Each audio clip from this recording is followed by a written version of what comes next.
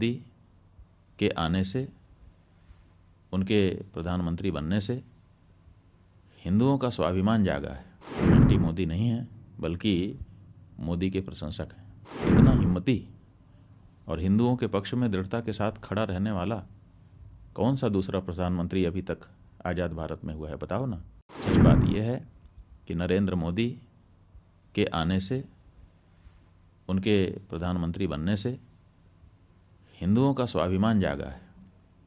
और हिंदुओं का जो स्वाभिमान जागा है, ये कोई छोटी बात नहीं है। कही है कि हम एंटी मोदी नहीं हैं, बल्कि मोदी के प्रशंसक हैं। और इसलिए प्रशंसक हैं क्योंकि इतना हिम्मती और हिंदुओं के पक्ष में दृढ़ता के साथ खड़ा रहने वाला कौन सा दूसरा प्रधानमंत्री अभी तक आज़ाद भारत में हुआ है, बताओ ना। अच्छे अच्छे प्रधानमंत्री हो गए, हम किसी की आलोचना नहीं कर रहे हैं, उन सब की अपनी अपनी विशेषताएं थी, लेकिन हिंदू भावना को समर्थन देने वाला, हिंदू स्वाभिमान को, हिंदू के आत्मबल को बढ़ाने वाला ये तो पहला ही प्रधानमंत्री है ना। और हम एक हिंदू होने के नाते एंटी कैसी बात करते हैं। आप लोगों को तो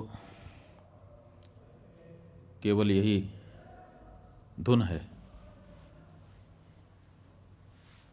एक ही एजेंडा आप लोगों ने बना लिया है मीडिया ने कि बस एंटी मोदी सिद्ध कर दो। आप ये बताइए कि जब इन्हीं प्रधानमंत्री के द्वारा, इन्हीं के गृह मंत्री के द्वारा धारा 370 समाप्त की गई, क्या उसका स्वागत हमने नहीं किया?